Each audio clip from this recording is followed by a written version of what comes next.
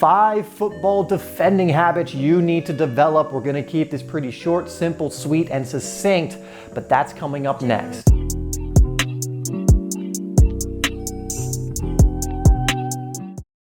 Really quick, guys, before we get started, I would like to thank the sponsor of this video, OneFootball, which you can download for free down below in the description. OneFootball is an incredible app for all football fans that want to keep up to date on the latest results internationally and at club level, keep up with your favorite club, your favorite national team. They also even have video compilations of different things, which I think is actually really cool. One of my favorite features on this app. Again, this app is absolutely free, and it's just a must for any football fanatic that wants to make sure they know what's going on in the world of football. So make sure you give some love to OneFootball by downloading it for free down below in the description. Without further ado, let's get into the rest of the video. Hi there, welcome to Simplysoccer. My name is Dave. If you are new to the channel where we are creating videos to help you improve your game and stand out on the pitch. Now, if you haven't already, get my free ebook, Game Changer. It's 50+ page ebook that's gonna help you do that absolutely free. Get that down below in the description. Now, we're going over 5 defending habits you need to develop. Now, this is not just for defensive players, but it is mainly for defensive players. But if you just wanna improve your game defensively in general, this is also for you. So let's get into the very first one, starting in reverse order with number 5. And I'm just going to very quickly mention for number 5 to stay switched on. So many times mistakes happen for defenders or in defensive positions because you're going through the motions or you switch off. You can hear it. Commentators will point it out all the time when commentating on matches. Oh, he just switched off at the back. I'm sure you've heard someone say that almost verbatim. And that is when a defender isn't hooked into the flow of the game. They kind of switched off a little. Maybe their positioning was off. They weren't really aware of the danger, and you need to stay switched on because again, an attack can develop in a split second and you need to be ready. You need to be anticipating that. You need to be prepared for that. And if you're turned off or just kind of going through the motions, you might not react in time. Hey, do me a favor and like the video so far if you enjoyed the first one and you're enjoying this video. And if you're a defensive player, also like it, so I'll make more defending videos. And without further ado, let's get into the next one, which is number 4. Number 4 is don't dive in. This is common advice, but players still make this mistake. Diving in is a last resort. A lot of times when you're a defender, you really just want to contain them, so that you delay them in whatever they're going to do. Now, there will be moments when you need to dive in, you need to make a tackle, but you want to be more strategic than just going, full head of steam right in there. You want to wait for that opening to take the ball. You want to wait for reinforcements, delay the attacker as long as possible, because for example, let's say it's a counter attack. If you're able to delay the attacker, your teammates can come back and help you out.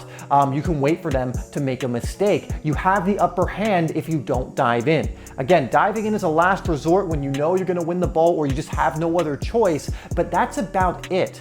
You should not dive in unless you're 100% you're going to get the ball or you have no other choice. And this is a big mistake a lot of defenders make, especially when they're younger or they're newer players. You just don't go rushing in all the time. A good attacker is going to skip right by you and leave you out of position. In fact, guys, before we move on, put in the comments, I am a smart defender who is improving all of the time. We're not defenders who dive in here. We're smart defenders. So put that down below and we'll move on to number 3. Another one you've heard all the time, but it bears repeating, it is worth repeating, and it's communicate. Be a leader, especially if you're playing at the back in, say, a center back type position.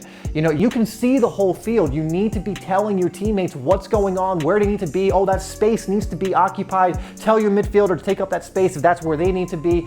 Be communicating. Be that leader at the back. This is not the time to be shy. This is the time to help your team be aware of what's happening in front of you. And so it's a great position to be that organizer, to be that leader, and to communicate. I'm sure coaches have told you this so many times, and the reason, even when I was a kid, they were saying it. Before me, they were saying it, and they're still saying it now because it's so crucial, so underrated, and so helpful when you get it right. So make sure you are communicating back there on defense. Number 2 is analyze your opposition. Now, I'm not just talking about before the game because some of you might not be able to do that. You might not have game footage of your opposition, or you may have never played them before, so you don't know who their danger men are or whatever else. If you have that and you can do that, absolutely use it. That's what the professionals do. They have whole teams that do that for them though and give them the footage. So again, I can understand that's not possible, but make sure, again, you're paying attention in the match and picking up on trends with certain players. For example, is it a certain player loves to utilize his speed and seems to be doing that every single time, pushing the ball far ahead of him? That's something for you to know, because then you can get your body in front of him between the ball. You can anticipate them doing that. Is there a winger who really gravitates towards using a certain move, a striker that likes to just shoot every time he gets the ball? You want to be picking up on these trends. Now, don't just assume that's immediately what they're going to do, because then a good attacker is just going to switch it up and get you.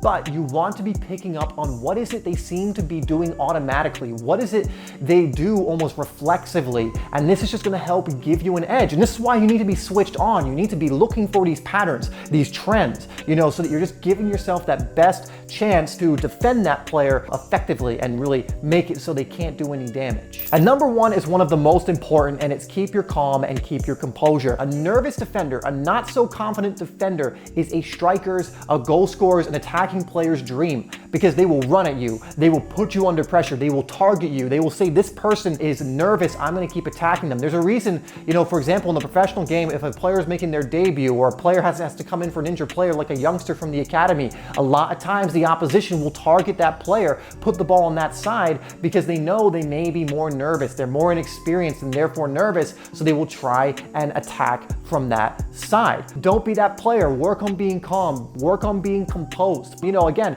when you're like that, you'll be able to do more things like play at the back, not make mistakes. But one other thing I will leave you is, if you're feeling a little nervous, you're feeling like, you know, you're not so confident with the ball at your feet or doing what you're doing, when in doubt, boot it out. Obviously, in today's day and age, we don't want to be like an English defender from the 70s who just kicks it out every single time.